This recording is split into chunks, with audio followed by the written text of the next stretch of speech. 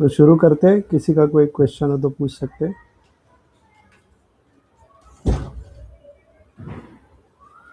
नमो बुद्धाय सर. नमो बुद्धाय बोलो। Sitting meditation करताना नाही का असं झटका लागतो. हम्म, असं एक झटका येतो असा बॉडीला आणि निघून जातो. बऱ्याचदा होतं. No it's okay. वो एनर्जी मूवमेंट होता है। वो जब वो अच्छा. पर्टिकुलर पॉइंट से वो एनर्जी मूवमेंट होता है, झटका आता है, तो कुछ प्रॉब्लम नहीं है। बट अगर बार बार आ रहा है उसको, तो उसको रोकना है एक्चुअली। अच्छा, जो नहीं बार-बार नहीं होता ऐसा. हम्म, पर मोस्ट ऑफ द टाइम जैसे सिटिंग मेडिटेशन जब मैं करती हूँ, हम्म, करते तेव्हा नाही का काय होतं, की एक तरी येऊन जातो. जसं ठीक एक ठीक है। बॉडीला हलवून अ, एक्चुअली उसमें होतं तसं. कैसा करना चाहिए कि अगर ऐसा बहुत बार हो रहा है, बहुत हो रहा है, तो एक्चुअली सारी एनर्जी यहाँ पे कंसंट्रेट हो जाती है। और फिर जब ऐसा लगे कि यहाँ पे है एनर्जी, तो उसको स्पाइन से लेके नीचे से लेके उसको देखना चाहिए कि एनर्जी मूव हो रही है, यहाँ से लेके स्पाइन से लेके नीचे तक, और नीचे वो निकल जाती है। अगर बहुत ज़्यादा सर भारी हो जाता है, तो हमें देखना चाहिए कि वो हम एनर्जी की मूवमेंट हो रही क्या। कभी कभी एनर्जी की मूवमेंट हम देखते हैं तो हो जाती है, उसके हिसाब से भी हम देख सकते हैं कि अभी यहाँ है, अभी नीचे है, अभी यही, तो वैसे भी देख सकते हैं। अगर वो झटका लग रहा है तो वो एनर्जी स्टक हो जाती है, तो वो रिलीज करने के लिए वो निकल जाती है वहाँ से। तो अगर उसको गाइड करें, कुछ करना नहीं होता है, सिर्फ देखना है कि अभी यहाँ हं. पे है, फिर नेक में है, फिर नीचे है, फिर नीचे है, फिर वो स्पाइन से हम देख सकते हैं उसके मूवमेंट। तो अगर ऐसा देखेंगे तो फिर वो स्ट्रीमलाइन हो जाएगी और निकल जाएगी।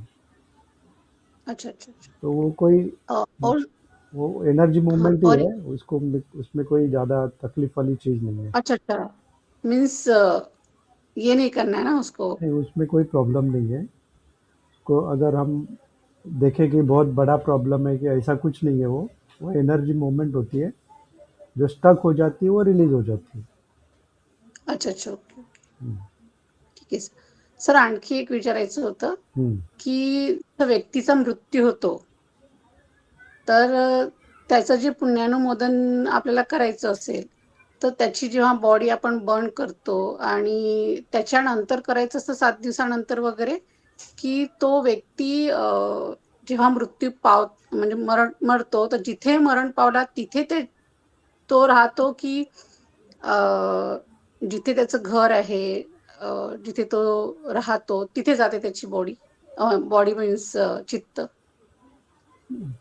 उसमें हिंदीतच उत्तर देतो मी। उसमें ऐसा कोई स्पेसिफिक टाइम नहीं है, कुछ नहीं है।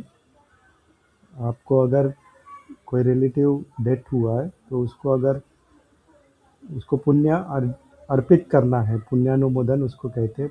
पुण्य अर्पित करना है, तो आप जब भी आपने कुछ किया हुआ है, समझो आपने दान दिया हुआ है, आपने किधर जाके सेवा की है, तो उस हं, हं. समय जब आपने पुण्य अर्जित किया हुआ है, या आपने 1 घंटे का ध्यान किया हुआ है, तो ध्यान से बाहर आने के बाद जो भी आपको पुण्य अर्जित हुआ है, वो आप उनको शेयर कर सकती हैं। तो वो क्या स्पेसिफिक टाइम नहीं है कि मृत्यु होने के बाद ही 7 दिन के बाद वगैरह, ऐसा कुछ नहीं है। जब भी आपने कुछ अच्छा काम किया हुआ है, मेरिट्स आपको प्राप्त हुए हैं, वो मेरिट्स को आप उनको शेयर कर सकते हैं। अगर ऐसा मौका है कि अभी मृत्यु हुई है आपके सामने, आपको पता है, तो वहाँ पे बैठ के आप अभी अभी तक आपने जो पुण्य प्राप्त किए हैं, वो उनको आप अर्पित कर सकते हो। तो ऐसा नहीं है कि अभी करना चाहिए, बाद में करना चाहिए, ऐसा कोई उसका टाइम नहीं है। लेकिन उनको ज़रूरत होती है, तो उनको हमें देना चाहिए। जो भी मृत व्यक्ति है, उनको हमारे पुण्य की ज़रूरत होती है, तो हमें उनको देनी चाहिए। वो आप कभी भी दे सकते हो, उसका कोई टाइम लिमिट नहीं है। 1 आध साल, 2 साल, कभी भी आप दे सकते हो, उसमें कोई प्रॉब्लम नहीं है। लेकिन वो हमारा तभी चित्त एकदम साफ होना चाहिए, कोई भी उसमें राग द्वेष नहीं होना चाहिए, और उनके प्रति पूरी श्रद्धा से हम कोई भी जो पुण्य है वो पूरा उनको अर्पित कर सकते हैं। और लास्ट टाइम पूछा था किसी ने कि हम अगर उनको पुण्य देंगे तो हमारा पुण्य खत्म हो जाएगा क्या? ऐसा नहीं होता है। जितना हम पुण्य शेयर करेंगे उतना हमारा पुण्य बढ़ते रहता है। तो इसके लिए डरने की कोई बात नहीं है, क्योंकि ये जो लोकोत्तर धम्म है, इसमें जो भी हम शेयर करेंगे वो हमें वापस मिलता ही है, वो हमारे पास ही आता है।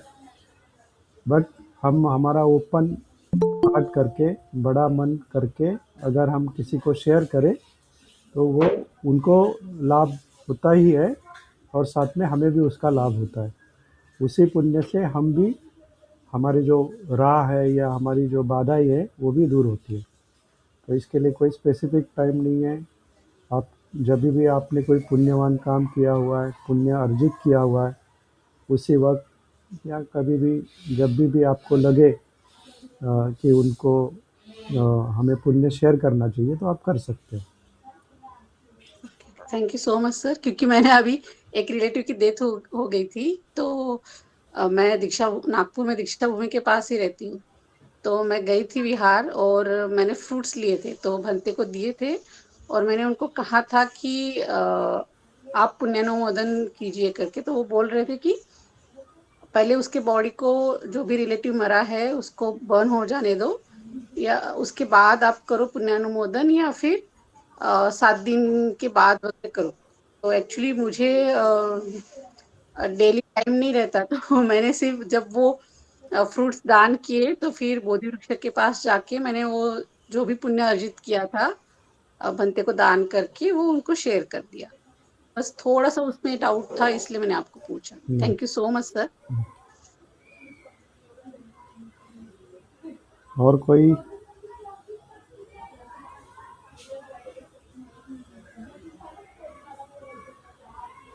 नमो बुद्धाय सर. बोला मॅडम. सर माझं ध्यानाशी म्हणजे नाही आहे, ध्यानाचा प्रश्न नाही आहे, पण भावना जी बोलली तर तुम्ही सांगितलं की ती एनर्जी मुवमेंट होते, तर ती एनर्जी मुवमेंट जस्ट कळत तर नाही, तिथं बॉडी पूर्ण शेक होत असते ना सर? हो, पण ते ती स्ट्रीमलाईन होत नसते.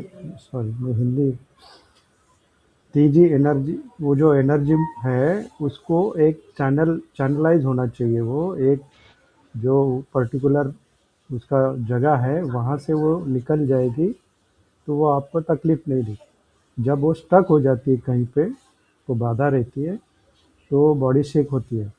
तो उसके लिए आपको वो एनर्जी को चैनलाइज करना चाहिए। उसके लिए मैंने बताया कि सर से लेके अपना स्पाइन के पीछे उसको देखना है, तो वो एनर्जी हम देख सकते हैं कि अभी नेक में है, अभी पीछे है, अभी पीठ पे है। तो हम उसको उसी तरह से वो एनर्जी मूवमेंट होती रहती है। अगर हम उसको, वो अगर चैनलाइज नहीं हो रही है तो उसको चैनलाइज कर सकते हो। सिर्फ उसको देखना है कि यहाँ पे है अभी, फिर यहाँ पे है, फिर यहाँ पे है, नेक में है। फिर कभी कभी उसको 2-4 दिन भी लगते हैं वो एनर्जी को कौन ये होने के लिए, निकल जाने के लिए। लेकिन उसको सिर्फ हमें देखना है कि अभी कहाँ पे है। तो आप, आपको महसूस होता है वो एनर्जी मूवमेंट है तो, लेकिन उस पर कोई ज़्यादा कोई प्रॉब्लम नहीं है। अगर वो झटका भी दे रही है, लेकिन ये बार बार नहीं होना चाहिए। उसको हम अगर चैनलाइज करें, उसको एक स्ट्रीमलाइन करें, तो वहाँ से निकल जाती है। वो उसको उसी तरह से देखना चाहिए। वो कोई डिफेक्ट नहीं है, या समाधि का कोई हम गलत तरह से कर रहे हैं, ऐसा नहीं है। क्योंकि हम लंबे समय तक ध्यान करते हैं, तभी वो एनर्जी आ जाती है, और फिर उसको, उसका एक पाथ है, वो पाथ से वो निकल जाती है। तो उसको सिर्फ देखना होता है कि किस तरह से कहाँ पे है और कैसे वो निकल जाएगी। तो उसके बारे में ज़्यादा चिंता करने की कोई बात नहीं है, वो आएगी और निकल जाएगी। सर माझा दुसरा प्रश्न आहे हम्म, जे सरांनी सांगितलं होतं कंडिशन हम्म, कंडिशन क्रिएट करनी है आपको किसी भी म्हणजे कुठल्याही गोष्टीवर कंडिशन क्रिएट केल्याशिवाय ती गोष्ट घडत नसते. हम्म. तर म्हणजे ही कंडिशन कशी अप्लाय करायची आपण?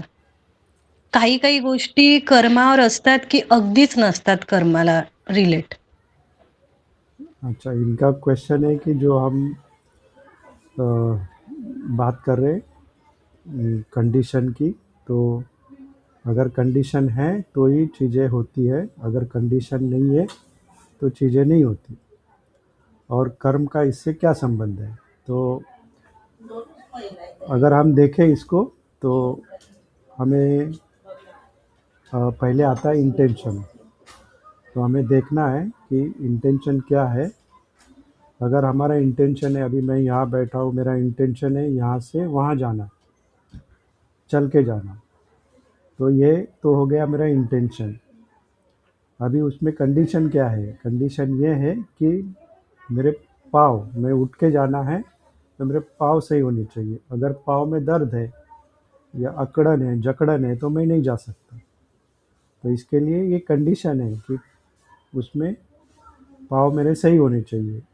जैसे अभी हम चश्मा लगाते हैं तो हमें आँख से दिखता नहीं है, ये कंडीशन है। अगर हम चश्मा लगाएं तो हमने कंडीशन चेंज कर दी।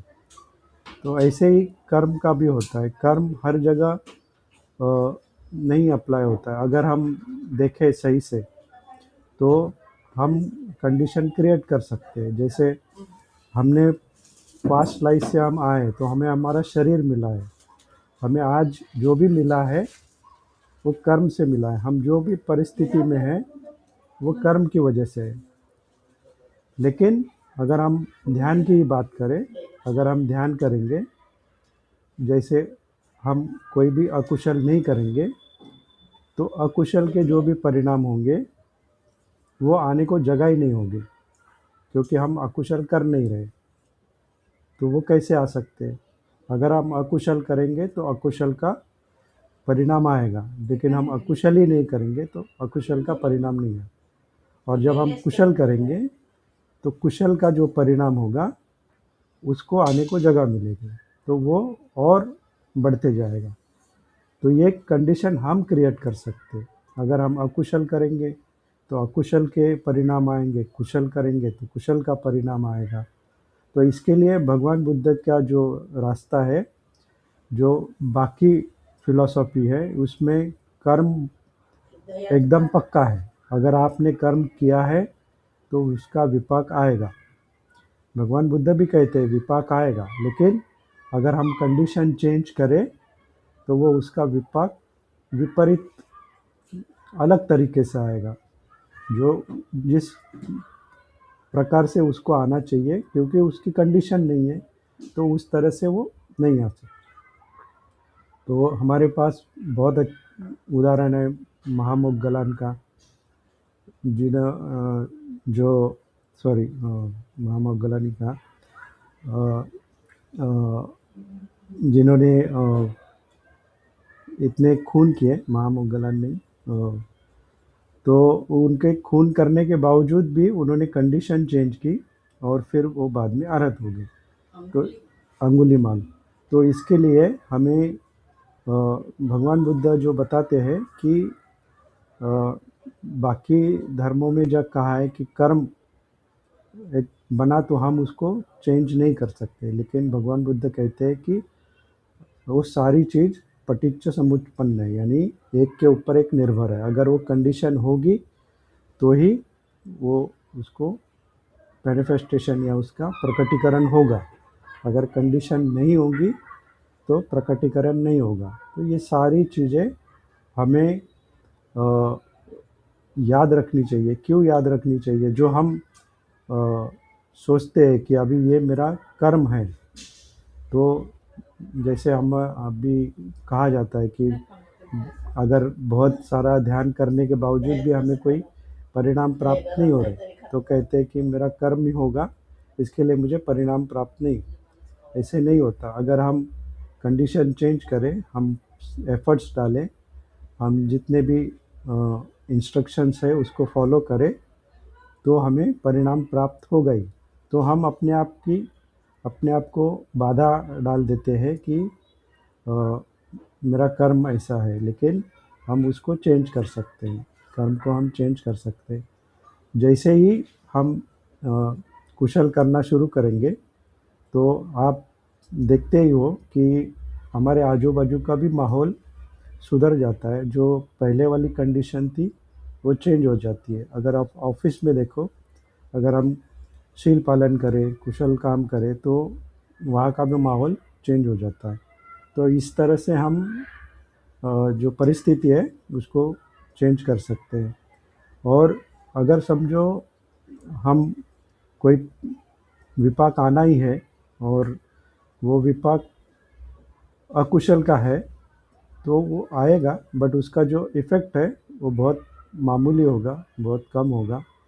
अ, जैसे कि सर बताते हैं कि कोई रास्ते पे गिर जाएगा, चोट आ जाएगी, उस तरह से होगा, लेकिन उसका जो बहुत ज़्यादा परिणाम होना था वो कम हो जाएगा। तो इस तरह से हम कंडीशन चेंज कर सकते हैं। और जिस तरह से कर्म का जो सिद्धांत है, वो इसके लिए भगवान बुद्ध का जो बताते हैं, वो एकदम प्रैक्टिकल है। ऐसा नहीं है कि किसी भगवान ने आपको बनाया है और उसने जैसा आपका डिसाइड किया है वैसे ही होगा, वैसे नहीं होता है। जो हमारा शरीर प्राप्त है हमें, जो परिस्थिति है हमें प्राप्त है, वो हमारे पिछले कर्मों के वजह से। लेकिन जब हम आते हैं, जन्म लेते हैं, तो अगर हम कुशल काम करना शुरू करें तो कुशल होता है, अकुशल करेंगे तो अकुशल होता है। तो इसके लिए बहुत अच्छा सेंटेंस है बुद्धिज़्म का। लिटरली वो महायान का, मिलारेपा का है। अगर आपको आपका पास्ट समझना है, तो अभी की कंडीशन आप देखिए, तो आपको आपका पास्ट समझ में आएगा। अगर आपको फ्यूचर जानना है, तो आज वर्तमान जो परिस्थिति है, जो आप कर्म कर रहे हैं, उसको आप समझो, तो आपको आपका फ्यूचर भी समझ में आएगा। तो इससे बात साफ है कि आप वर्तमान में जो भी एक्शंस करेंगे, कृति करेंगे, उसका जो भविष्य में उसका परिणाम आएगा, जो आप जान सकते हो। अगर आप वर्तमान में कुशल कर रहे हो, तो आपका भविष्य कुशल होगा। अगर वर्तमान में अकुशल कर रहे हो, तो आपका भविष्य अकुशल होगा। ये सीधी-सीधी बात है। इसमें कोई रॉकेट साइंस नहीं है। तो इसके लिए हमें कर्म सिद्धांत को सही से समझना बहुत आवश्यक है। ना कि जो हमारा भारत में ये बहुत स्पिरिचुअलिटी हम बहुत एडवांस है, बट ये कुछ चीज़ें हैं जो बाकी धर्मों में हैं, उसके विपरीत ये भगवान बुद्ध की जो टीचिंग्स हैं, उसमें कर्म का सिद्धांत थोड़ा-सा अलग मायने रखता है। वो जो कभी भी चेंज नहीं होने वाला, जो आपको प्राप्त है, वो उसको आप चेंज नहीं कर सकते, ऐसा नहीं है। आप आपके एक्शन से उसको चेंज कर सकते हो। और आपका फ्यूचर है, आपका भविष्य है, वो भी आप सिक्योर कर सकते हो। जैसे अभी आप प्रेज़ेंट वर्तमान स्थिति में जो भी एक्शंस करेंगे, अगर वो कुशल है, तो आपका भविष्य भी कुशल रहेगा। तो ये इंडिविजुअल के ऊपर, व्यक्ति के ऊपर निर्भर है, तो वो किस तरह से आपका कृति करता है और इंटेंशन हमारे कैसे है, क्योंकि इंटेंशन बहुत महत्वपूर्ण है।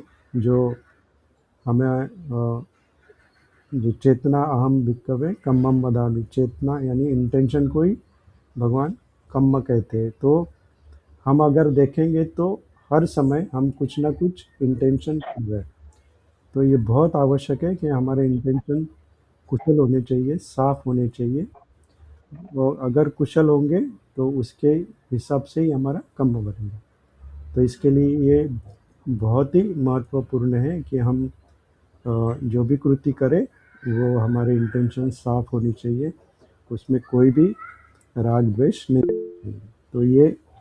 तो ये जानकारी रखना सभी जो साधक है उनके लिए बहुत महत्वपूर्ण है कि कर्म हम उसकी कंडीशन चेंज कर सकते हैं, और जो कंडीशन ही है जो सारी चीज़ें, ऐसे कोई भी चीज़ अपने आप एक चीज़ नहीं हो सकती है, वो एक के ऊपर एक दूसरी डिपेंड ही होती है। तो अगर दो चीज़ें साथ में आएगी तो ही कृति होगी। जैसे मैंने कहा कि मेरा इंटेंशन ही यहाँ के चल के जाना है, अगर मेरे पाँव ठीक हो गए, कंडीशन होगी तो ही मैं चल के जा पाऊँगा। तो इस तरह से हमें इसको समझना चाहिए। सर मग जे धम्मात आहेत त्यांच्यासाठी अप्लिकेबल आहे का हे? नहीं, ऐसा जर ये तो सबके लिए एप्लीकेबल है। धम्म में है, नहीं है, कोई ज़रूरी नहीं है।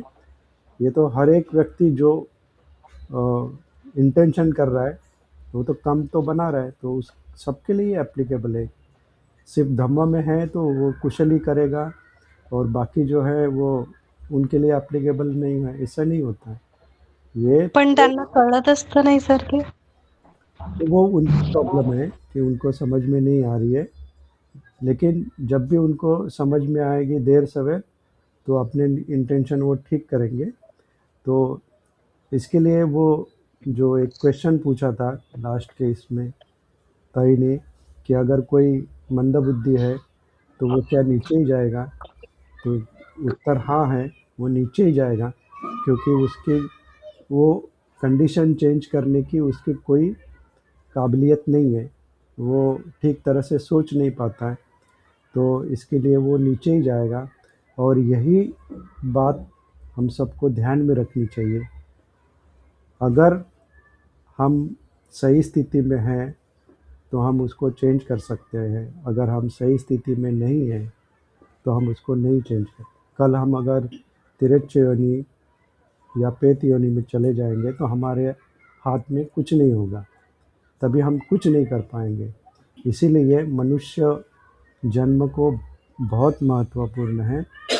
तो अगर इसी मनुष्य जन्म में हम इसको सुधार लेंगे, सही करेंगे, तो हमारे आगे वाले जो भी अ, हमारी जो दुख की राशि है उसको हम कम कर सकते हैं या ख़त्म कर सकते हैं। इसके लिए बहुत महत्वपूर्ण है कि हमारे जो एक्शंस है, कृतियाँ, ये कुशल ही होनी चाहिए। भले हम बीच बीच में भूल जाएं या हमारे कुछ छोटी छोटी गलतियां हो जाए तो उसको हमें सुधारना है। शील भंग हो रहा होगा तो उसको रोकना है, क्योंकि ये हमें अगर एक बार नीचे की तरफ हम चले गए तो उसको ऊपर आना बहुत मुश्किल है। जिस तरह से वो कछुआ जो 100 साल में एक बार समुद्र के ऊपर आ रहा है और उसकी गर्दन वो योक में फंसती है, ऐसे बहुत रेयर टाइम होता है जहाँ मनुष्य जन्म प्राप्त होता है। तो इसके लिए हमें बहुत कुशलता से काम करना है और इस मनुष्य जन्म का पूरा पूरा लाभ लेना है। अगर जो धम्म में नहीं है उनको ये बातें समझ में नहीं आती और उनका इन चीज़ों पे विश्वास भी नहीं, तो हम उनके लिए कुछ नहीं कर सकते। सिर्फ हमारे मन में करुणा होनी चाहिए कि इन्हें भी धम्म प्राप्त हो, इन्हें भी समझ में आए कि वो किस तरफ जा रहे हैं, और इन्हें भी ये सब चीज़ें जो बुद्ध ने बताई वो समझ में आए और वो भी अपना कल्याण कर पाए।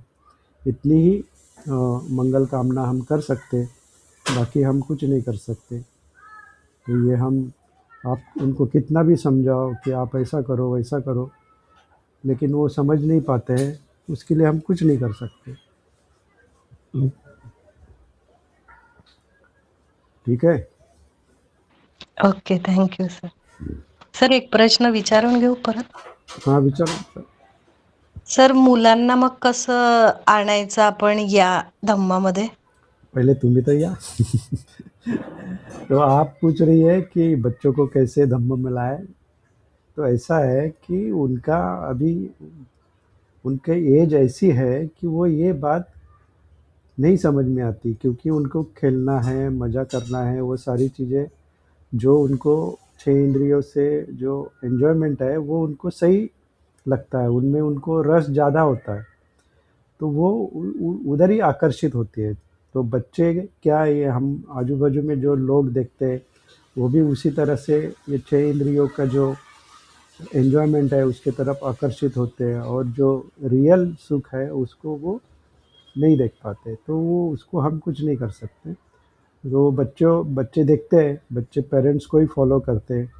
अगर आप धम्म पे है, आप शील पालन कर रहे हैं, समाधि का अभ्यास कर रहे हैं, तो आप में जो चेंज आएगा, आपके बिहेवियर में, आप उनको कैसे ट्रीट कर रहे हैं, उसमें अगर चेंज आएगा तो वो इम्पैक्ट उन पे ज़रूर होता है कि हाँ मम्मी पहले ऐसी थी अब ऐसी हो गई. तो वो रजिस्टर करते हैं कि मम्मी जो भी कर रही है वो हो सकता है अच्छा हो, या उसके वजह से उसका स्वभाव में बहुत परिवर्तन हो गया. जो पहले वो चिल्लाती थी वो कम चिल्लाती है, तो वो उस चीज़ को एक्सेप्ट करते हैं या समझ लेते हैं. और अगर फ्यूचर में कभी उनको ऐसा महसूस हो जाए कि हमें भी ऐसा कुछ करना चाहिए, तो वो कर सकते हैं. लेकिन हमने एक एनवायरनमेंट तो उनके सामने रखा हुआ है, परिस्थिति रखी हुई है, वो देख रहे हैं, उसको जज कर रहे हैं. तो हो सकता है आगे जाके जब भी मौका मिले तो वो आ सकते हैं धम्म में. उनको प्रेशराइज़ नहीं करना है, उनको बार-बार ऐसा करो, वैसा कर. धम्म में ज़बरदस्ती करके होता नहीं है. वो एक आध बार आँख बंद करके बैठ जाएगा, लेकिन उसका मन स्थिर नहीं होगा. जब भी उसकी समझ आ जाएगी, जब भी उसकी रिक्वायरमेंट होगी, तो वो अपने आप ही धम्म की तरफ आ जाएगा. तो आपको ज़्यादा चिंता करने की आवश्यकता नहीं है, और वो धम्म में आने के लिए आपके पास आया होगा, तो ज़रूर है वो आगे जाके धम्म में आएगा. तो ये हम जो धम्म में नहीं है उनके प्रति करुणा ही रख सकते हैं, और कुछ नहीं कर सकते. तो करुणा रखनी है, और उनके प्रति उनका भविष्य अच्छा हो. ये जो आज की कट थ्रोट कंपटीशन है उसमें उनको फेस करना है, तो उसके लिए उनको बल मिले. ऐसे मंगल कामना करके जो भी उनको करना है उनको करने देना चाहिए. यानी सही है, जो पढ़ाई में आवश्यक है उनको पढ़ाई में ध्यान देना चाहिए, पढ़ाई में समय देना चाहिए. तो उस तरह से उनको जो भी रिक्वायरमेंट है वो फुलफ़िल करेंगे, और जब भी उनका मौका बनेगा वो आ जाएँगे धम्म में. आज हमें उसके बारे में ज़्यादा चिंता करने की आवश्यकता नहीं है. इसी तरह से हमको उनको देखना चाहिए कि जब भी उनको मैच्योर हो जाएंगे तो वो ज़रूर प्रैक्टिस करेंगे. और ऐसा भी नहीं है कि वो सारा चीज़ छोड़ के सिर्फ धम्म में लग जाए, तो फिर अगर वो नहीं कुछ कर पाए धम्म में, तो फिर अपनी रोजी रोटी या फ्यूचर कैसा कर पाएंगे. तो पहले उनको ज़रूरी है कि वो अपना फ्यूचर सिक्योर करें. पढ़ाई लिखाई नौकरी वो सब आवश्यक ही है, क्योंकि न जाने हमारे बाद में उनका क्या हो. तो वो अपने पैरों पर खड़ा होना बहुत आवश्यक है. और बाद में उनको धम्म की जगह समझ आ गई, उसमें रस आ गया, तो फिर वो आगे बढ़ जाएंगे. हम हमारा ही उदाहरण ले सकते हैं कि हम इतना वक्त के बाद धम्म में आए, तो ठीक है, और भी लोग ऐसे ही अ, आ सकते हैं. ऐसा कोई ज़रूर नहीं कि उनको पहले से ही सारी कुछ चीज़ें समझ में आए. बाद में भी जब सवेरा हो जाए, जब जागो तब सवेरा, इस तरह से वो उनको धम्म मिलेगा. तो उसकी चिंता करने की आवश्यकता नहीं है. ठीक है. Okay, thank you sir. हाँ सुनीता मॅडम बोला. नमोबद्ध आहे सर. नमो बुद्धाय. मला असं विचारायचं आहे, म्हणजे आता जेव्हापासून मी सरांना जॉईन झाले, तर म्हणजे माझा व्यापात तर म्हणजे कमी होतोय हे मला जाणवते आहे, की पहिले मला जेवढा हे होत होता तेवढा आता मला नाही आहे, कमी होत चाललंय ते. पण बरेचदा काय होतं ना, की एखाद्या गोष्टीसाठी जी सडनली रिॲक्ट व्हायची जी ही झाली आहे, सवय झाली आहे, तर पटकन रिॲक्ट होते आणि मग नंतर लक्षात येते, की अरे आपल्याला असं नव्हतं करायला पाहिजे. तर ते होऊ नये म्हणून काय करायचं? एक हा पहिला प्रश्न आणि दुसरा हे पण आहे, की समजा मी रिॲक्ट होऊन गेले. नंतर माझ्या लक्षात येते, की मी हे चुकीचं केलंय.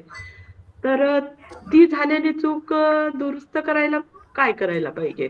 कारण मुळात मला हे कालच्या सरांनी सांगितल्यावर पुन्हा जास्त हे झालं. मी मुळात याच्यासाठीच जास्त इथे हे करते, की माझा राग कमी व्हावा, म्हणजे द्वेष कमी व्हावा. हा माझा मूळ उद्देश आहे इथे धम्माचं करण्यामागे. तर मला असं जाणवते, की मी लवकर अँग्री होते, चिडते थोडंसं. तर ते मला थोडंसं म्हणजे थोडं त्याच्यावर गाईडन्स पाहिजे होतं थोडं. आणि तिसरा क्वेश्चन आहे, मी नंतर विचारू का तो? हाँ, नंतर विचार। बरं. तो इनका पहला क्वेश्चन है कि वो जब से धम्म में आई है तो वो पहले बहुत एंग्री होती थी, अभी वो एंग्री होती है बट कम बार होती है। और अभी उनको ऐसा होता है कि वो एंग्री होने के बाद उनको समझ में आता है कि मेरे मन में व्यापाद या द्वेष उत्पन्न हुआ है, तो उसको कैसे हैंडल करें।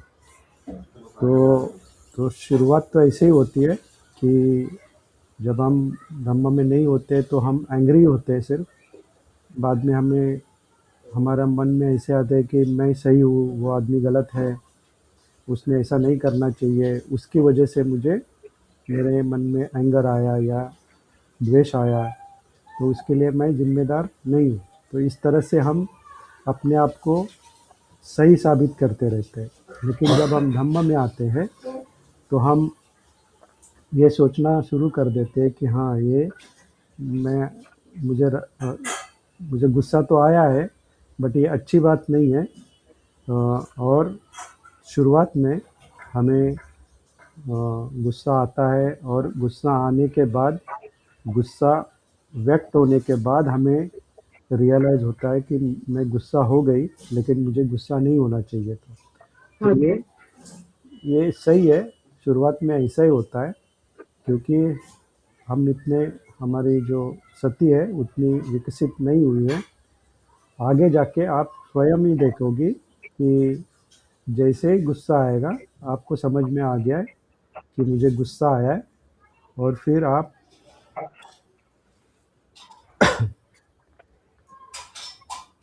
वहीं पे रुक जाओगे और उसके ऊपर व्यक्त नहीं होगी।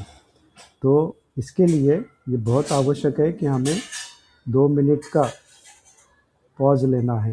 अभी शुरुआत है, तो इसके लिए आवश्यक है कि हमें 2 मिनट रुकना है। अगर कोई भी घटना, कोई भी व्यक्ति या कोई भी परिस्थिति हमें गुस्सा आ रहा है हमारे मन में, तो हमें रुकना है। इमीडिएट तुरंत उसके ऊपर व्यक्त नहीं होना है। शांति से उस चीज़ को देखना है कि किस तरह से मेरे मन में जो गुस्सा है वो बढ़ रहा है। फिर 2 मिनट में आप देखोगे कि अपने आप वो कम होते जाएगा, और जैसे ही कम होगा, आपको अभी पता है कि मुझे अभी व्यक्त होने की कोई आवश्यकता नहीं है। या फिर आप अगर व्यक्त भी हो तो भी आपको ऐसा लगेगा कि मैं इस व्यक्ति को शब्दों में समझाऊं कि उसको ऐसा नहीं करना चाहिए था, जिससे मुझे अच्छा नहीं लगा, उसके जो वाक्य होगा या शब्द होगा वो मुझे अच्छा नहीं लगा।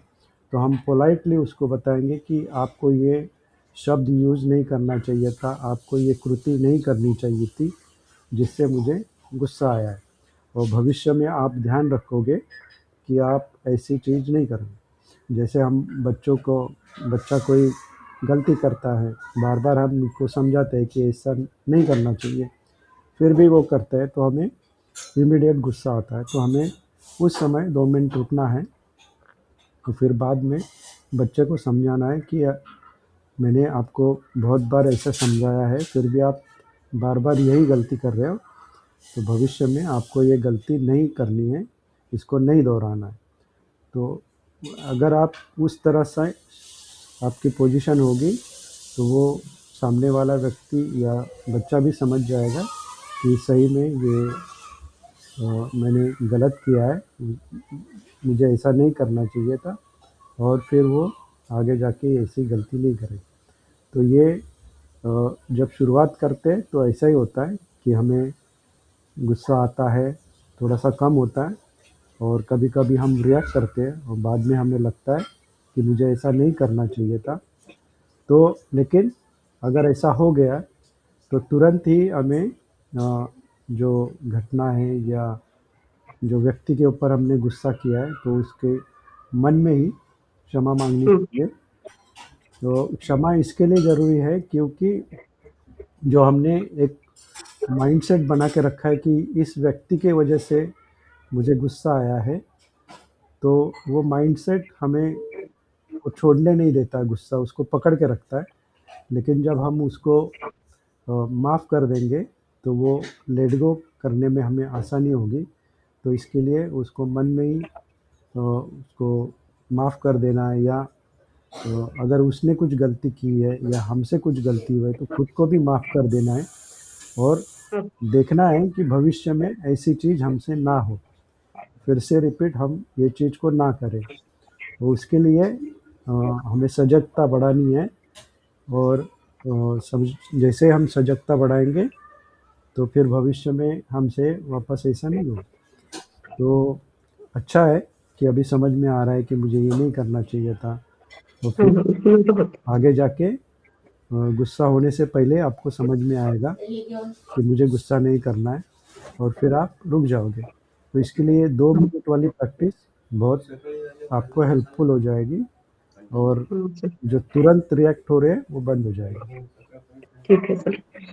और क्या होता है ना सर कि जैसे मतलब अभी गुस्सा हो गया है, मतलब आया है, तो मतलब सर में अजीब सा ये होता है, अजीब सा टेंशन होता है, या अजीब सा कुछ अलग फीलिंग होता है अभी, कि तुरंत होता है वो, थोड़ा रुको तो थोड़ी देर में कम होता है, पर वो होता है अभी, तो कि मतलब ऐसा हो रहा है, तो वो उसको देखते रहना है कि कैसे करना है। यस, जो आपकी संवेदना सारे शरीर में संवेदना होती है, प्रोमिनेंटली आपको सर में हो रही तो सर में भी आप देख सकते हो, और फिर जैसे आपने कहा कि वो निकल जाती है, वैसे होता है। कोई भी संवेदना, कोई भी इमोशंस अपने वो टिकते नहीं हैं, वो अराइज होते हैं और पास होते हैं और निकल जाते हैं, और यही अनिश्चितता है, और इसको हमें देखना है। अगर हम देखेंगे, हम सोचते हैं कि मैं गुस्सा हो रही, नहीं, वो एक परिस्थिति हो जाती है, एक कंडीशन आती है जो हमें गुस्सा करती है। हम गुस्सा हो जाते हैं, समझते हैं कि मेरा गुस्सा है, और वो कुछ समय के बाद वो निकल जाता है। लेकिन एक इमोशन होती है जो अराइज होती है, वेदना होती है जो अराइज होती है और पास होती है। हम क्या करते हैं, उसको बढ़ावा देते हैं, हम उसमें तेल डालते हैं, घी डालते हैं। उसने ऐसा नहीं करना चाहिए, वो हमेशा ऐसा ही करते रहता है, उसको अभी सबक सिखाना चाहिए, नहीं तो वो बार बार ऐसे ही करेगा। इस तरह से हम उसमें और फ्यूल डालते हैं, और फ्यूल डालने से वो बढ़ जाता है, और हम देखेंगे कि हम दिन भर फिर उस गुस्से में रहेंगे। अगर हम ये फ्यूल नहीं डालेंगे, हम तटस्थ सा से देखेंगे कि एक वेदना आई है, ये दुखद वेदना है, जहाँ भी शरीर में है उसको हम हाँ, देख सकते हैं, और कुछ समय के बाद वो अपने आप निकल जाएगी, बिना आपने कुछ किए हुए। वो अराइज होती है, वो निकल जाती है। इसी तरह हम देख सकते हैं कि अनिच्च है, दुःख है, दुख और है, अनु, अनर्थ भी है। जो हम अनु, समझ रहे हैं कि ये मैं कर रहा हूँ, ऐसा कुछ नहीं होता है। एक प्रोसेस होती है जो अपने आप घटती रहती है, लेकिन हम समझते हैं कि मैं कर रहा हूँ, इसके लिए वो अनर्थ होती है, वहाँ कोई सेल्फ नहीं होती है। हम उसको एग्जैगरेट या बढ़ाने का, जिसको बुद्ध प्रपंच कहते हैं, वो प्रपंच करते हैं, उसका जो मराठी में प्रपंच कहते हैं, वो प्रपंच के वजह से वो बढ़ती रहती है।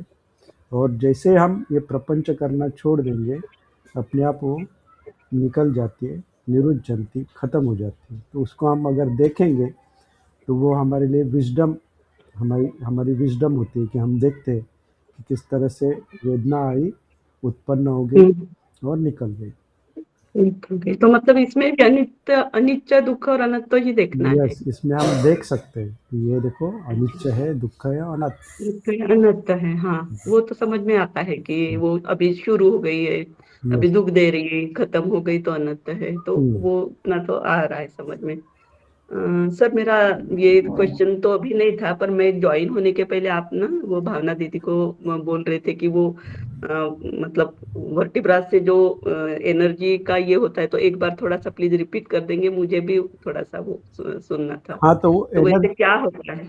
एनर्जी मूवमेंट होती है, तो कई-कई साधकों को वो झटके आते हैं, तो वो एनर्जी कहीं पे स्ट्रक हो जाती है, रिलीज़ होने के बाद वो झटका आता है। तो उसको हमें देखना है कि किस किस तरह से वो एनर्जी मूवमेंट होती है। जनरली पूरा सर भारी हो जाता है और हाँ। फिर सर से लेके पीछे स्पाइनल कॉर्ड से वो रिलीज़ हो जाती है। तो उसको हम अगर किसी सबको समझ में आता है कि एनर्जी मूवमेंट है, तो यहाँ से हम्म। सर से लेके फिर नेक से लेके स्पाइन कॉर्ड से वो पूरी तरह से हम देख सकते हैं कि एनर्जी मूवमेंट हो रही है। उसको देखना है, हाँ। वो अपने आप चली जाती है। अच्छा। हुँ। और ऐसे कभी कभी मतलब बहुत बार ऐसा होता है कि शरीर में ऐसा वाइब्रेशन जैसा होता है, या फिर बॉडी अंदर से ऐसा लगता है शेक हुई है, या ऐसा ऊपर से कुछ नीचे थोड़ा जा रहा है, फिर वो निकलता जा रहा है, तो वो हाँ, भी एनर्जी में ही वही आता है। एनर्जी मूवमेंट है, उसको देखना है कि कहाँ पे अभी। अभी नेक में है, फिर नीचे है, फिर पीठ में है, ऐसे वो निकल जाएगी। हाँ सर, ठीक है। ठीक है सर, थैंक यू सर। वो ओ मैं थोड़ा लेट ज्वाइन हुई, तो मुझे आधा ही ऐसे सुनने को मिला था, ठीक है, नो इसीलिए रिपीट करवाए। Thank you sir. ओके।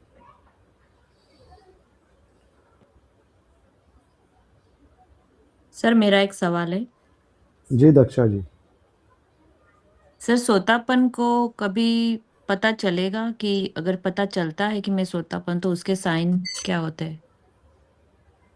अब आप बन जाओ।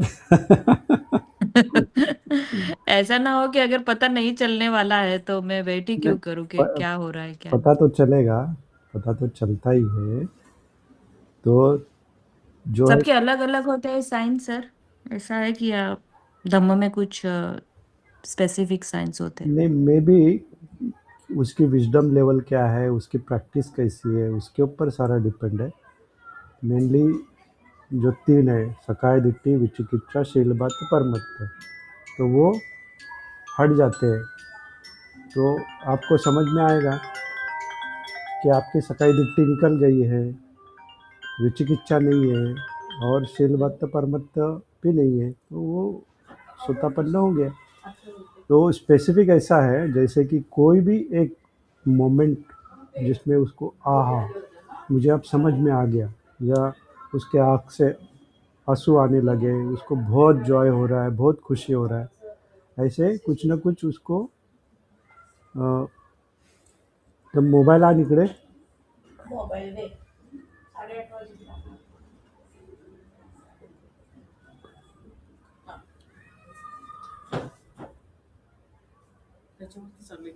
हम्म,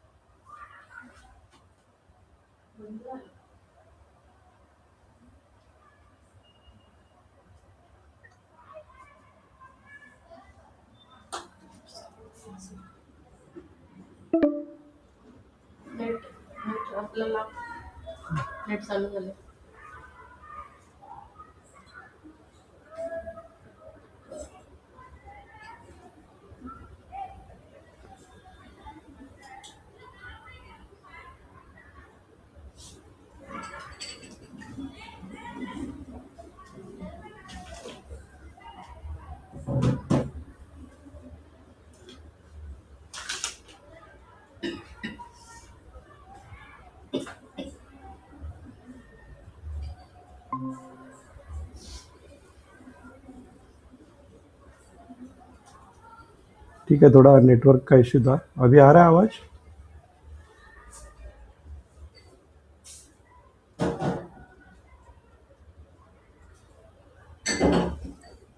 आवाज़ आ रही है? हो सर. तो दक्षा जी का जो क्वेश्चन था, तो ये एक पर्टिकुलर एक उसको आहा मोमेंट या उसको समझ में आ जाता है कि उसको कुछ रियलाइज हुआ है, तो और उसकी सकाई दिट्टी यानी जो वो समझता है कि वो खुद है, वो विरल हो जाती है। यानी वो पूरी तरह से नहीं समझ पाता है, बट उसको समझ में आता है कि कोई नहीं है। इस तरह से उसकी थोड़ी सी प्रज्ञा, विजडम डेवलप हो जाती है, और उसको ये भी समझ में आता है कि ये जो राइट्स एंड रिचुअल्स है, यानी पूजा अर्चा करना, ये सब करना, इससे मुझे निब्बान प्राप्त नहीं होगा, मुझे खुद ही उसके लिए प्रयास करने पड़ेंगे। तो ये जो उसको खुद समझ में आता है, जो उसको पहले जितना पूजा करने या जो दान करना, दान तो ठीक है, बट पूजा करना या वो सब चीज़ें उसमें इतना इंटरेस्ट नहीं रहता है। वो ठीक है, आज अगर नहीं कर पाया तो कल करूँगा, इस तरह से उसकी थिंकिंग हो जाती है। तो वो जो अटैचमेंट रहती है कि नहीं आज मुझे पूजा करनी चाहिए थी, या वो सब हट जाता है। तो ये 3 ही जो संयोजन है उसके दूर होते हैं। बाकी उसमें राग, द्वेष या गुस्सा आना वो सब रहता ही है। तो वो आप ऐसा नहीं है कि सोतापन्न हो गया तो एकदम ही उसको सारी चीज़ें समझ में आ गई, लेकिन वो एक धम्म में धम्म का जो स्ट्रीम है, प्रवाह है, उसमें वो आ जाता है, और उसकी जो आगे बढ़ने की जो स्पीड है वो थोड़ी सी इंक्रीज हो जाती है, क्योंकि एक लेवल की उसकी जो बाधा रहती है वो ख़त्म हो जाती है, और उसको फिर आगे जाने के लिए उस जो भी उसको एक्सपीरियंस हुआ है उसकी वजह से वो आगे बढ़ सकता है। तो आपको पूरा आप भी लेफ्ट हो गई शायद, तो पूरा समझ में आ गया। तो आप म्यूट में हो। आप चले गए थे, मुझे लगा कॉल एंड हो गया। हाँ नेटवर्क का इशू था यहाँ पे। तो वही था, वो 3 जो फैक्टर्स है संयोजन, सकाय दिट्ठी, विचिकिच्छा और शीलबद्ध परमत्त, वो 3 हट जाते हैं।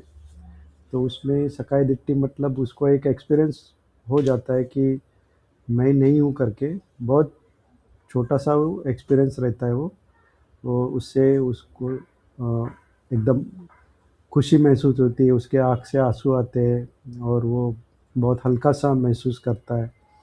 इस तरह से उसका एक्सपीरियंस रहता है। लेकिन उसको ऐसा नहीं है कि उसमें उसका पूरा राग द्वेष निकल जाता है। वो राग द्वेष तो रहता ही है, उसको गुस्सा भी आता है, वो चिड़चिड़ भी कर सकता है, बट उसकी एक समझ, एक लेवल की समझ हो जाती है। और जो सकाय दिट्ठी, विचिकिच्छा, शीलबद्ध परमत्त मतलब पूजा अर्चा में उसको इतना मतलब जो पहले लगाव था कि पूजा अर्चा करनी चाहिए, वो थोड़ी सी कम हो जाती है।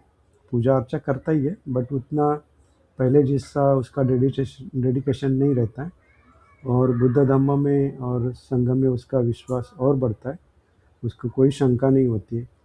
तो इस तरह से, और वो जो मोमेंट है, वो उसको जो भी एक्सपीरियंस है, वो उसको उसकी वजह से समझता है कि वो सोतापन्न हो गया है। उसको समझ में आता है कि अभी मैं ये लेवल से आगे निकल गया हूँ। तो वो हर एक साधक को आता ही है वो एक्सपीरियंस। ऐसा नहीं है कि वो साधक को नहीं आएगा, किसी को किसी भी रूप में आ सकता है। कोई रोना शुरू कर देगा, कोई एकदम से शांत हो जाएगा, उसको बॉडी, उसको बहुत खुशी हो जाएगी।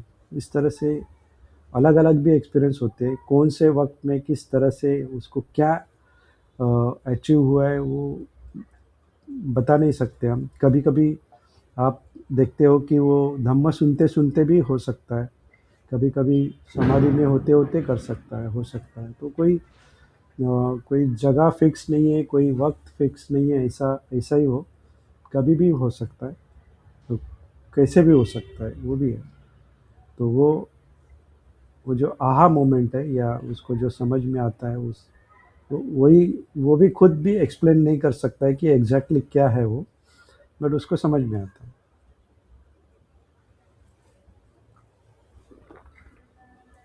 तो हमें उसको ढूंढते नहीं रहना है कि मुझे अब तक ऐसा नहीं हुआ है, वो हो जाएगा। नहीं ढूंढना नहीं, कभी कभी सर धम्मा में खुशी भी तो अपने आप इतनी हो जाती है। अभी ये सब चल रहा है तो सच में बहुत खुशी होती है अंदर से। हाँ, तो वो ऐसा भी लगता है कि हमें इतना मिला है, सबको मिल जाए तो कितनी अच्छी बात है। हम्म, तो अपने आप रोना आता भी है ऐसे ही। सोतापन्न में हमारे शील पालन करना एंड हो जाता है, शील खत्म हो जाते हैं।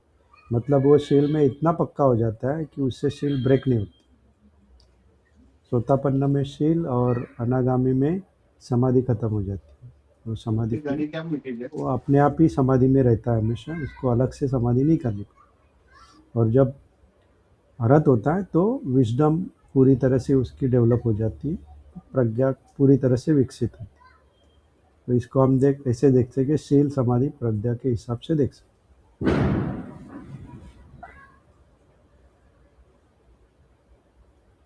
तो अभी प्रैक्टिस करते रहने, वो आहा मोमेंट भी आ जाएगा हम लोग में।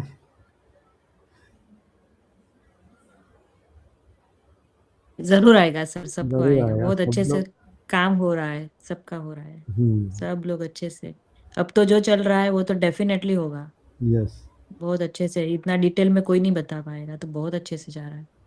तो कम्मा का जो ये सर जो बता रहे हैं, जिस तरह से कौन से कम्म से कौन से योनि प्राप्त होती है, तो इससे हमें एक्चुअली डरना नहीं है। इसको हमें पॉजिटिवली लेना है कि जो भी हमसे गलतियां होती है तो उसको रोकना है हमें। तो हम डरेंगे तो फिर उसके ऊपर हम काम नहीं करेंगे। तो अगर हमको पता है कि अगर मैं ये करूँगी तो मुझे ये योनि प्राप्त होगी, तो मुझे उस योनि में नहीं जाना है।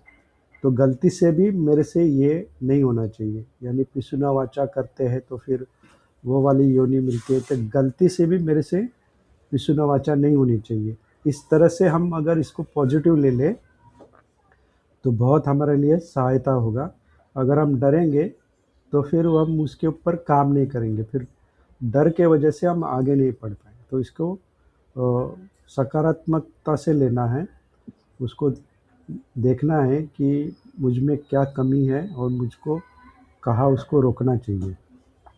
अच्छा, डर नहीं होना चाहिए, मतलब हमारे में कुछ ऐसा है तो हाँ, डरना मैं नहीं डर है, जाती हूँ। क्योंकि हम हमें पता है कि हम कंडीशन अगर चेंज करेंगे तो ये चेंज हो जाएगी। तो ये एक फ़ायदा है बुद्ध धम्म का, कि हमें कंडीशन चेंज करनी है। अगर हम कंडीशन चेंज करेंगे तो वो कंडीशन आएगी नहीं, तो इसके लिए डरना सोच नहीं। बदलनी है। हाँ, बस सोच बदल के काम करना है। हाँ। बराबर है। तो जैसे बाकी इसमें कहा है कि आपने ये किया तो उसका विपाक तो आएगा ही नहीं, अगर हम कंडीशन चेंज करेंगे तो वो परिस्थिति ही नहीं होगी। तो इसके लिए हम ये धम्म की राह में हैं, तो हम कंडीशन चेंज करेंगे, जो भी उसका वो है, वो उसको फुटिंग ही नहीं मिलेगा तो उसको आएगा ही नहीं, या आएगा तो भी उसका उतना प्रभाव नहीं होगा जितना अभी हम तो कर चुके हैं। तो करने के बाद तो हमें, अगर हम सोचते रहेंगे मेरे से तो हुआ है, लेकिन हुआ है तो मैं चेंज नहीं कर सकती, तो ऐसा नहीं है। हम अगर वो करना बंद करेंगे, जो भी हुआ है उसको क्षमा याचना करेंगे और फ्यूचर में नहीं करेंगे, तो अपने आप ही कंडीशन हमने चेंज की, तो फ्यूचर भी उसमें जो उसका विपाक आएगा वो डाइल्यूटेड होगा, जो ज़्यादा हमें प्रभावित नहीं करेगा। तो इस तरह से हम कंडीशन चेंज कर सकते हैं। तो इसके लिए इसको सकारात्मक पॉजिटिवली लेना है, जो भी हम अभी सीख रहे हैं बहुत ही महत्वपूर्ण है, क्योंकि जो हमसे शील भंग होता है वो अज्ञानता की वजह से, हमें पता नहीं होता है कि शील भंग का इतना अ, भारी नुकसान होता है हमें। हम सोचते हैं ऐसा क्या हो, इतना कुछ नहीं होता है, लेकिन होते हैं। इसके लिए शील पालन बहुत महत्वपूर्ण है और उसको हमें सकारात्मक सच लेना है, न कि उससे डरना चाहिए।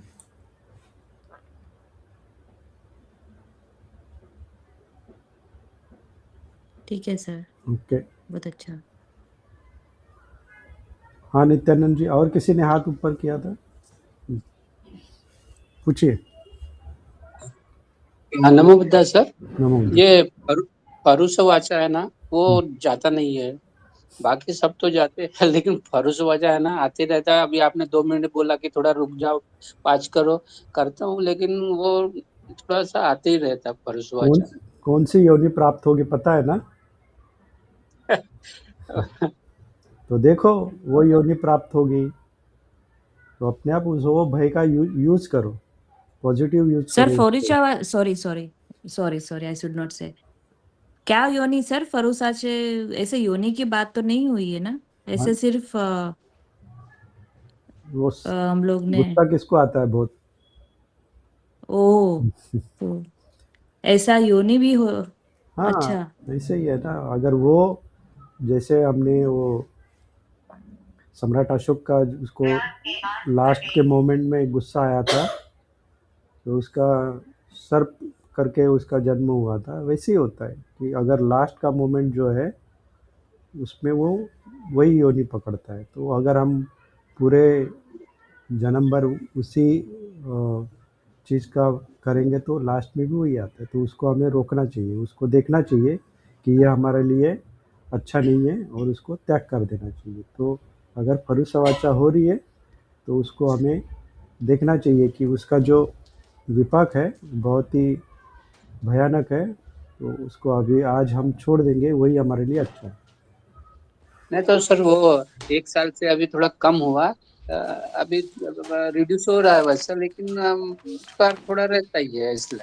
तो इसके लिए हमारी सजगता सत्ती बढ़ानी है और 2 मिनट का पॉज देखना है कि हम, अगर ऐसी सिचुएशन आती है तो हमें रुकना है 2 मिनट और फिर बाद में उसके ऊपर रिएक्ट करना है।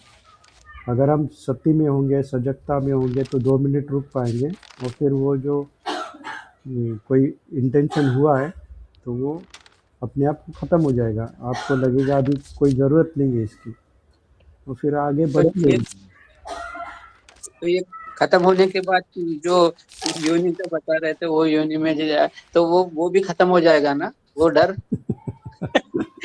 तो आपको ही पता चल, अगर आप नहीं करेंगे तो नहीं होगा ना। अगर आप 18 घंटे सांस पे रहेंगे तो कौन सी योनि मिलेगी आपको? कोई नहीं। हाँ, तो निब्बान की योनि प्राप्त हो जाएगी। ठीक है। तो ये हम अभी देख सकते हैं ना, इसमें क्या है। जैसे हम दिन भर एक योनि से दूसरे योनि, योनि से योनि चेंज होते रहता है, क्योंकि हम हमारा जो जो रिएक्शंस है उसको कंट्रोल नहीं कर पाते। जैसे हम हमारे प्रतिक्रिया बंद करेंगे, हम समझ में आएगा कि ऐसा नहीं करना चाहिए। तो अगर हम फर्स्ट जाना सेकंड जाना पूरे दिन रहेंगे तो हम अच्छे योनि में ही चले जाएंगे। तो इससे उसको चेंज करना है कि किस तरह से हम अच्छे सुगति में जा सकते हैं। ठीक है sir, thank you. Sadhu Sadhu Sadhu.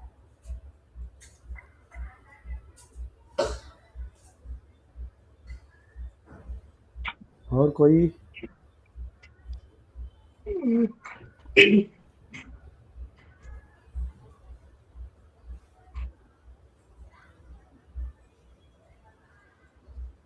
Sir, हाँ।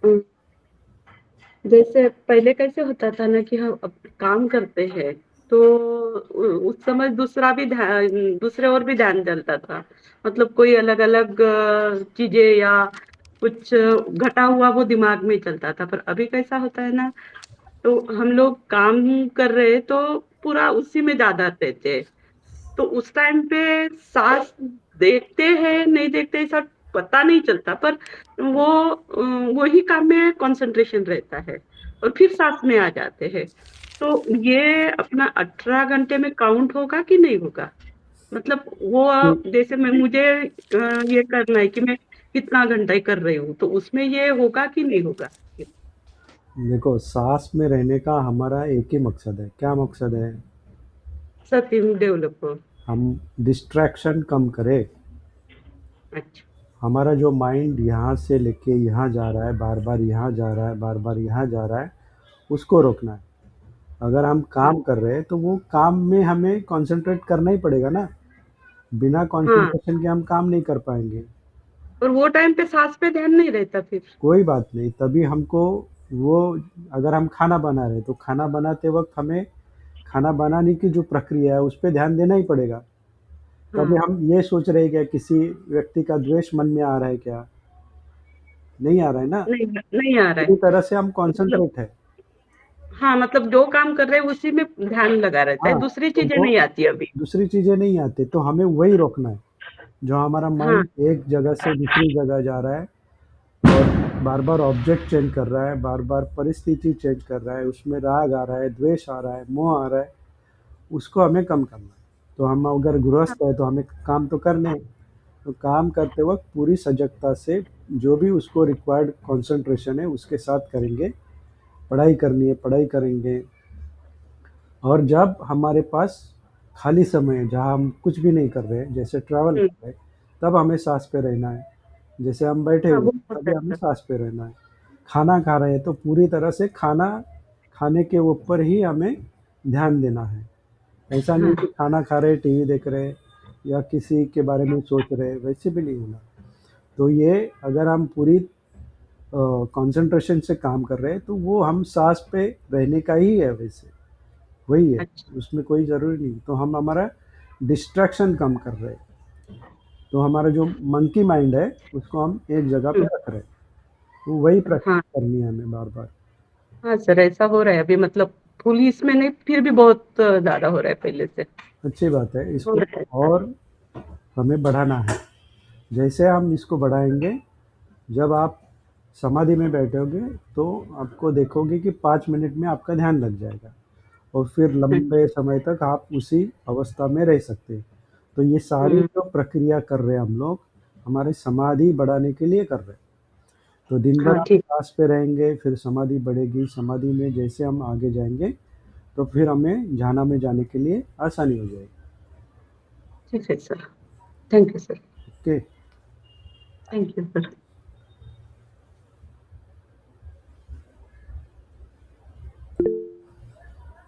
हाँ, बोलिए।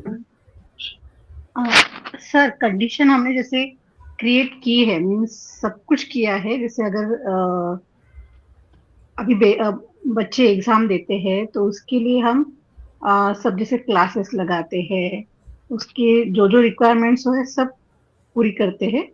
पर कभी कभी ऐसे होता है कि किसी किसी को बहुत अच्छे मार्क्स रहते हैं, पर उसका जो उसको नंबर नहीं लगता उसका, और किसी किसी को बहुत कम मार्क्स रहते हैं, उसका नंबर लग जाता है। तो इसके लिए हम किसको रिस्पॉन्सिबल कहेंगे? मीन्स कंडीशन तो हमने बनाई थी कि नंबर लगे, और एफर्ट्स भी पूरे डाल दिए थे सर। नहीं देखो, वो जो क्राइटेरिया है, वो तो फिक्स है, वो चेंज नहीं होता है। अगर वो उस समय पे 90% लोग बहुत है, तो हमारा अगर उसमें कम होगा तो नंबर नहीं लगेगा। उस समय अगर 90% लोग बहुत ज़्यादा है, तो और परिस्थिति चेंज हो जाती। तो ये एक जनरल कंडीशन है। जो हमने कंडीशन क्रिएट की है, उसमें हमने बच्चे को पूरा कोचिंग वगैरह की है, बच्चे ने भी एफ़र्ट्स डाले हैं। लेकिन अभी एक कंडीशन ऐसी है कि वो जो रैंकिंग है, उसमें हम नहीं फिट हो रहे। तो उसमें वो तो एक अ, परिस्थिति है, कंडीशन ही है वो, कि हमारे जितने मार्क्स है, वो सूटेबल नहीं कि हम वो जगह पे हमारा एडमिशन हो जाए। तो ये कंडीशन है, वो एक कंडीशन है, तो कंडीशन के बिना तो कुछ होता ही नहीं है। तो हमने तो एफ़र्ट्स किए, लेकिन हमारे एफ़र्ट्स कम हो गए, या फिर बच्चे के एफ़र्ट्स कम हो गए, या फिर जिनको मिली है सीट, उनके एफ़र्ट्स ज़्यादा हो गए। तो एफ़र्ट्स भी होते हैं, जो एफ़र्ट्स काम करते हैं जो, और ये कंडीशन है कि वो टाइम में वो बहुत सारे लोग वो रेंज में है, तो वो बाकी लोगों को नहीं मिलेगा एडमिशन, बहुत ही कम लोगों को एडमिशन मिलेगा, तो वो भी कंडीशन ही है। तो हमको ऐसा नहीं सोचना है मेरा कम नहीं है, हमने तो किया हुआ है, लेकिन अभी बहुत ज़्यादा 90% लोग हैं तो नहीं मिलेगा, कम होंगे तो मिलेगा। वो परिस्थिति हमारे लिए सूटेबल नहीं है, तो उससे भी दूसरा जो रहेगा वो तो मिलेगा, उससे नीचे वाला होगा वो तो मिलेगा। तो ऐसा नहीं है कि हम जाके बैठे हैं और 90% आ गए, वैसे भी नहीं हुआ, एफर्ट्स भी डाले, लेकिन हमसे जो ज़्यादा किसी और ने एफर्ट्स डाले तो उसको सीट मिलेगी, वो डिज़र्व करता है। तो हमें छाती पीटते नहीं बैठना कि हम हमें एडमिशन नहीं मिला, ठीक है, एक्सेप्ट करना पड़ेगा, क्योंकि बाकी लोगों के एफर्ट्स भी अप्रिशिएट करने पड़ेंगे। हमने भी डाले हैं, लेकिन हम थोड़ा कम हो गए, कंडीशन मैच नहीं कर पाए हम, किसी और ने की तो उसको मिल गया, ऐसे हमको देखना पड़ेगा उसको। Thank you. ओके,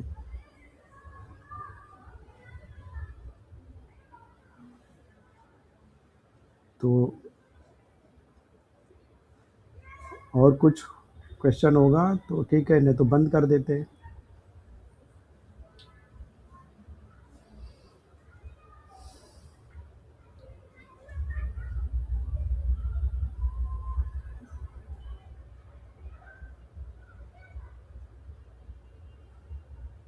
ठीक है, क्लोज करते हैं। सर हम्म, सर बोलिए। तुम्ही आता जी कंडिशन म्हटलं, भावनाने विचारलं ना आता तुम्हाला हम्म, की कमी मार्क्स भेटले आणि त्याची ऍडमिशन थांब रे तो कमी मार्क्स भेटले त्याची ऍडमिशन होती आहे आणि जास्त मार्क्स भेटले त्याची ऍडमिशन नाही झालेली आहे. तर मग आता याच्यामध्ये तुम्ही जसं म्हटलं की 90% वाले खूप आहेत आणि आपले एफर्ट्स कमी लागले, पण नाही लागले कमी, आपले एफर्ट जास्तच लागले, सेम लागलेत, पण तरी नाही झालं. कैसा होता है, कोटा रहता है या कुछ अलग, समझो मेल फीमेल उसके भी कोटे को, कोटे में नहीं लगा ना नंबर। नाही मला नाही म्हणजे तसं हाँ, नाही मला अगर विचारायचं. मार्क्स आपके ज़्यादा है तो आपका तो नंबर लगेगा ही, नंबर कैसे नहीं लगेगा। ऐसा होता है कि कोटा रहता है, कोटे में हम नहीं बैठते तो नहीं होता है। किसी का मार्क्स कम होता है तो उस अभी फीमेल कोटे में उनको कम रहता है, फिर भी उनको मिल जाता है, तो वो कोटा रहता है। अलग अलग परिस्थिति, कभी कभी वो एरिया भी रहता है कि आपके नज़दीक का एरिया होगा तो आपको मिलेगा, दूर का होगा तो मैं, ऐसा अलग अलग परिस्थितियाँ होती हैं, उसमें ही होता है। अगर आपके मार्क्स वो सफिशिएंट है तो आपको तो एडमिशन मिलेगा ही, लेकिन कुछ स्टेट का कोटा होता है, कुछ कॉलेज का कोटा होता है, कुछ अलग अलग कोटे होते हैं, उसमें ही ऐसा होता है कि किसी और को ज़्यादा मार्क्स होके भी उसको नहीं मिलते, हा हेच. ऐसे ही ना, कोटा त्यांना प्राधान्य आरक्षण असं ऐसे होता है, ठीक है।